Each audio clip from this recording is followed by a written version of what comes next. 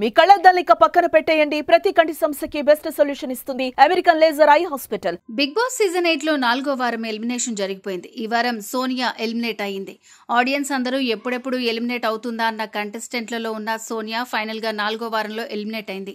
మొదటి 2-3 రోజులు బాగానే అనిపించిన సోనియా ఆ తర్వాత ఆమె నోటి దురుసుతో ఆడియన్స్ లో బ్యాడ్ అయిపోయింది.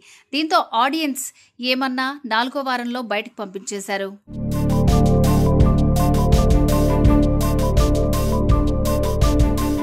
దీంతో ఆడియన్స్ ఆమెని 4వ వారంలో బయటకు పంపించేశారు. అడపాదడపా సినిమాలు చేసి ఎట్టకేలకు బిగ్ బాస్ హౌస్ లోకి ఎంట్రీ ఇచ్చింది సోనియా. ఆర్జీవి దర్శకత్వం వహించిన కరోనా వైరస్ సినిమాలో కూడా ఆమె నటించింది. అయితే ఇదివరకు ఎవరికీ తెలియని సోనియా బిగ్ బాస్ తర్వాత తెలుగు ప్రేక్షకులకు తెలిసింది. దీంతో ఆమె ఏంటో నిరూపించుకుంటుందని అనుకున్నారు అందరూ. కానీ ఆమె చెడ్డ పేరు ముద్ర వేసుకుంది. ఆఖరికి ఎలిమినేట్ అయిపోయింది. అసలు సోనియా ఎలిమినేట్ అవ్వడానికి కారణం ఏంటి? టాప్ 5 లో ఉండాల్సిన ఆమె 4th వీక్ లోనే వెళ్ళిపోవడానికి రీజన్స్ ఏంటి? అసలు రీజన్ ఎవరు? ఆమె గోతి ఆమె తవ్వుకుందా, లేకపోతే వెనకాల నుంచి ఎవరైనా వెన్నుపోటు పొడిచారా?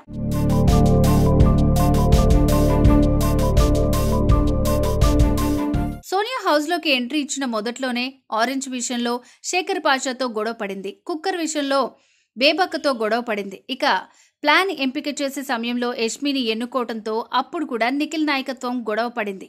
ఇలా గొడవలు పడుతూనే తన ఆటను సాగించింది. ఫిజికల్ గేమ్లో ఏమాత్రం చూపించడం లేదు సోనియా. నోటితోనే సమాధానం చెప్పాలనుకుంటుంది. ప్రతి నామినేషన్లో ఉంది లేనిది చెప్పి నామినేట్ చేస్తూ వచ్చింది. అప్పుడప్పుడు తప్పించుకుంటున్నప్పటికీ ఇంట్లో వాళ్ళు మాత్రం ఆమెని ఈసారి నామినేట్ చేశారు. ఆడియన్స్ ఎలిమినేట్ చేశారు.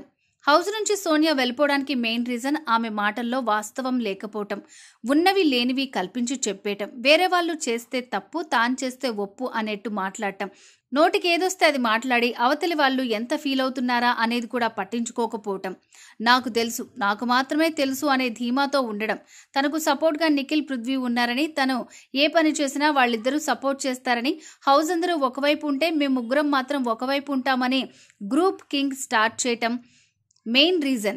ఇదే కాదు ఇంకా చాలా రీజన్స్ ఆడియన్స్ కు నచ్చలేదు. ఇలాంటి వాళ్ళు హౌస్ లో ఉండడం కన్నా వెళ్ళిపోవడమే బెటర్ రా బాబు అనుకుని ఆమెకు ఓట్లు వేయటం మానేశారు. ఆమెకున్న ఫ్యాన్స్ తప్ప ఇంకెవరు కూడా ఆమెకి ఓటు చేయలేదు. అంటే కామన్ ఆడియన్స్ చేయలేదని చెప్పొచ్చు.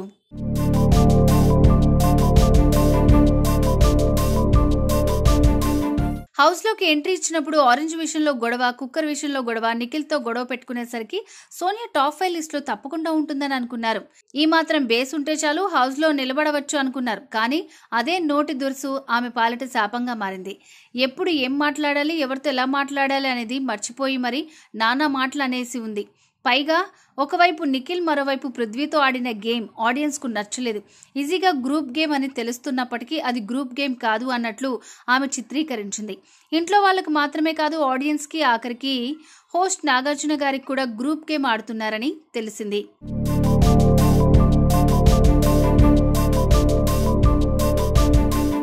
హౌస్ లో ఉన్న కంటెస్టెంట్స్ అందరికీ ఆమె ఏమాత్రం నచ్చలేదు. అన్ని మాయమాటలు చెప్పింది. వాళ్ళని కూడా ఆడనివ్వకుండా చేసింది. ఆమె ఏమాత్రం ఎవ్వరికి నచ్చలేదు. బిగ్ బాస్ ని కంటిన్యూగా చూసే వాళ్ళెవ్వరికీ కూడా సోనియా నచ్చలేదు. ఈజీగా మ్యానిపులేట్ చేయటం, నోటికి ఏదొస్తే అది మాట్లాడటం, ఇతరులు ఎంత బాధపడుతున్నారో అనేది ఆలోచించకపోవటం, ఎవరైనా చేస్తే తప్పు తాను చేస్తే రైట్ అనేలాగా ప్రవర్తించడం ఆమెకు చాలా మైనస్ అయిపోయింది. బిగ్ బాస్ ఓటింగ్ లో బిందు మాధవి ఎలాగైతే ఆడిందో అచ్చం అలానే ఆడాలి అనుకుంది. రిపీట్, బిగ్ బాస్ ఓటీటీలో బిందు మాధవి ఎలాగైతే ఆడిందో అచ్చం అలాగే ఆడాలనుకుంది. కానీ ఒరిజినల్ ఎప్పటికీ ఒరిజినలే, డూప్లికేట్ ఎప్పటికీ డూప్లికేటే. కానీ ఒరిజినల్ ఎప్పటికీ ఒరిజినలే, డూప్లికేట్ ఎప్పటికీ డూప్లికేటే. అందుకే 4th వీక్ లోనే ఎలిమినేట్ అయిపోయింది. సోనియా ఎలిమినేట్ అయినప్పటికీ ఆమెను సీక్రెట్ రూమ్ లో ఉంచుతారని లేదా రీఎంట్రీ ఇప్పిస్తారని అంటున్నారు. ఆమె మాట్లాడే మాటలు, ఆమె పాస్ చేసే కామెంట్స్ హౌస్ లో ఫైర్ పెంచుతుంది.